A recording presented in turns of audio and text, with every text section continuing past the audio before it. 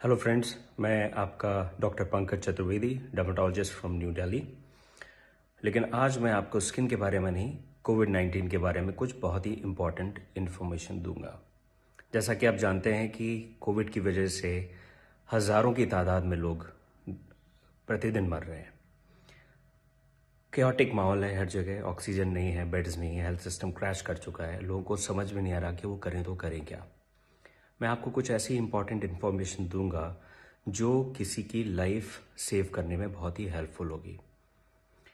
सबसे पहले ये समझिए कि ये बीमारी किस तरह की है। कोविड-19 एक नॉर्मल डिजीज़ नहीं है। ये बहुत ही वियर्ड डिजीज़ है जिसके 2 फेजेस होते हैं, फेज़ 1 एंड फेज़ 2। फेज़ 1 होता है पहले 6 दिन का, फेज़ 2 होता है दूसरे 6 दिन का। 12 दिन की डिजीज़ है, first 6 days and second 6 days. आपके लिए ये बहुत ही इम्पॉर्टेंट है जानना कि जो कोविड में मोर्टेलिटीज़ हैं, जो लोगों की डेथ्स हो रही हैं, लोग वेंटिलेटर पे जा रहे हैं और जिनको ऑक्सीजन की ज़रूरत पड़ रही है, वो फर्स्ट 6 डेज में नहीं पड़ती, वो सेकंड 6 डेज में पड़ती है। This Covid is dangerous in the second phase, not in the first one. तो अगर आप टाइमली आइडेंटिफाई कर लें कि आपका ये जो सेकंड फेज है कब शुरू हो रहा है और टाइमली अगर आप ट्रीटमेंट शुरू कर दें तो आप उस ऑक्सीजन वाले फेज में जाने से बच सकते हैं। तो सबसे पहले जिस दिन आपके सिम्टम्स शुरू होते हैं कोविड के, fever, body ache, diarrhoea, loss of smell, loss of taste, या जिस दिन आपकी रिपोर्ट पॉजिटिव आती है, दैट इज़ डे 1। तो फर्स्ट 5 डेज आप नॉर्मल मेडिसिन लेंगे, doxycycline, azithromycin, ivermectin, vitamin C, zinc, Fabiflu. इसमें अपनी डाइट पे फोकस करें, हाइड्रेट करें और रेस्ट करें। इसमें आपको पैनिक होने की ज़रूरत नहीं है। आपको केयरफुल रहना है जिस दिन आपका 6th डे है और 7th डे है। 6th एंड 7th डे से आप केयरफुल हो जाएंगे और अगले 1 हफ्ते तक you will be very very careful, because इसी फेज में कॉम्प्लिकेशंस बिल्डअप होते हैं और इसी फेज में लोगों की डेथ्स होती है। 6th डे आप एक सीटी स्कैन कराएंगे चेस्ट का और एक टेस्ट आप कराएंगे इन्फ्लेमेटरी मार्कर्स का, जिसमें सीआरपी सबसे इंपॉर्टेंट है। कुछ और भी टेस्ट हैं जैसे डी डाइमर और इंटरल्यूकिन 6, अगर करा लें तो बेटर है, और कंप्लीट ब्लड काउंट।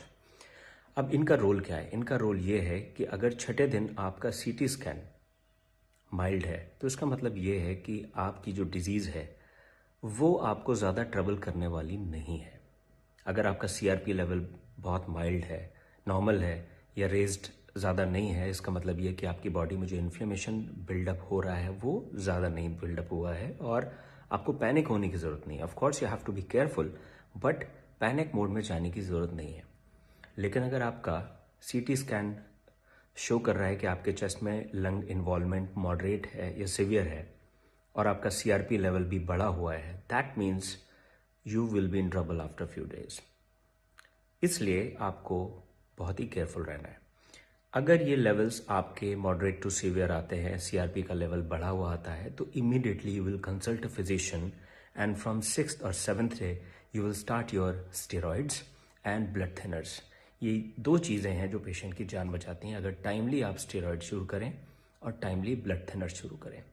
लेकिन इसका मतलब ये नहीं कि आप अपने आप को सेल्फ मेडिकेट करें, क्योंकि अगर स्टेरॉइड्स आपने फर्स्ट फेज में ले लिए, क्योंकि आजकल सोशल मीडिया पे और व्हाट्सएप यूनिवर्सिटी में बहुत सारे लोग ज्ञान देते हैं कि हाँ स्टेरॉइड्स बड़े यूज़फुल हैं, और जैसे ही पेशेंट्स की रिपोर्ट आती है डे 1 से वो स्टेरॉइड शुरू कर देते हैं। That is bad. अगर आपने स्टेरॉइड्स फर्स्ट फेज में लिए, they will be dangerous for you, because उस वक्त वायरस रेप्लिकेट कर रहा होता है और उस वक्त अगर आप स्टेरॉइड्स ले लें फर्स्ट 5 to 6 डेज में, दे विल बी हार्मफुल। तो जो भी मेडिकेशंस लेने हैं वो अपने फिजिशियन और अपने डॉक्टर की एडवाइस पे ही लेने हैं। तो 6th और 7th day are very crucial. अगर टाइमली आपने ब्लड थिनर्स एंड स्टेरॉइड्स शुरू कर दिए, आपके प्रॉब्लम में आने के चांसेस काफ़ी हद तक कम हो जाएंगे। अब मेजर इशू क्या है?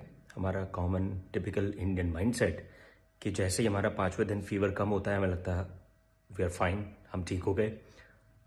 शुरुआत के 5 दिनों में हम हर 3 घंटे में अपना ऑक्सीजन लेवल चेक करते हैं, लेकिन 5th डे जब हमारा फीवर नॉर्मल हो जाता है, we throw away our oximeter, हमें ध्यान नहीं रहता कहाँ रखा हुआ है, and we forget to measure any kind of oxygen saturation, right?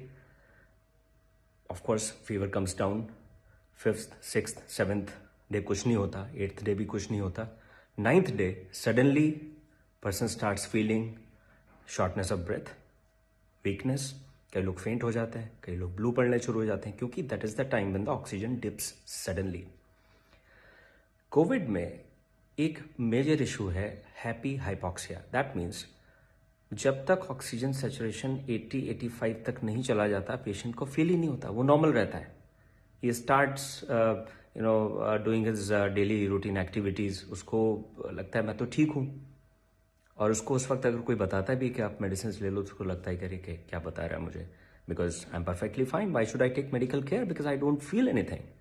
But that is the time, if you check, lot of people they have subclinical hypoxia. Their oxygen saturation is 90, 85, sometimes 80, but they're doing perfectly fine. But that is the time when we have to be very very careful and the person needs medicine, because उसके बाद का जो phase है जिसमें oxygen saturation और down जाता है, there is sudden deterioration of the patient. उसके बाद ऑक्सीजन की जरूरत पड़ती है, then you start panicking कि ऑक्सीजन सिलेंडर मुझे चाहिए, मुझे ऑक्सीजन चाहिए। We know that we are having short supply of oxygen. Oxygen demand बढ़ी है, overnight we can't produce 20 times 50 times more oxygen. No country can. So after 6th day you will check your oxygen saturation every 2 hours. हर 2 घंटे पे आप अपना oxygen saturation check करेंगे। कैसे check करेंगे? Right hand, या अगर आप लेफ्ट हैंडेड पर्सन है तो आपका लेफ्ट हैंड, उसकी मिडिल फिंगर, और वो भी तब जब ये मूव ना कर रही हो। तो इसको आप स्टेबल पोजीशन में रखेंगे, ऑक्सीमीटर लगाएंगे और कोशिश करेंगे कि इसमें कोई मूवमेंट ना हो। उस वक्त आप अपना ऑक्सीजन सैचुरेशन चेक करेंगे। उसके बाद आप वॉकिंग पोजीशन में भी अपना सैचुरेशन चेक करेंगे, जिसको बोलते हैं 6 minutes वॉक टेस्ट। आप ऑक्सीमीटर लगाएंगे, 6 minutes के लिए वॉक करेंगे और उसके बाद देखेंगे कि आपका ऑक्सीजन सैचुरेशन कितना है। इट शुड नॉट फॉल 5% और मोर देन दैट। अगर आपका ऑक्सीजन सैचुरेशन वॉक करने के बाद 5% डाउन जा रहा है, that means your lungs are affected and you have to be extremely careful and seek medical attention. अगर आपका बैठे हुए ऑक्सीजन सैचुरेशन 90 आ रहा है, लेकिन आप वॉक कर रहे हैं उसके बाद वो 85 हो जाता है, that means your lungs are affected. तो इस चीज़ का भी आपको बहुत ध्यान रखना है। So we have to avoid that situation. हमें उस कंडीशन में पहुंचना ही नहीं कि हमें ऑक्सीजन की जरूरत पड़े, बिकॉज जब आप स्टेज में पहुंच जाते हैं तो ऑलरेडी डैमेज हो चुका होता है। काफी हद तक रिकवर होने के चांसेस 50-50 होते हैं। आप बच भी सकते हैं, आप नहीं भी बच सकते हैं। तो आपको उस स्टेज में पहुंचना नहीं है। You have to prevent that situation and you can only prevent by identifying the time line of COVID and taking proper measures right from day 6 और day 7, right?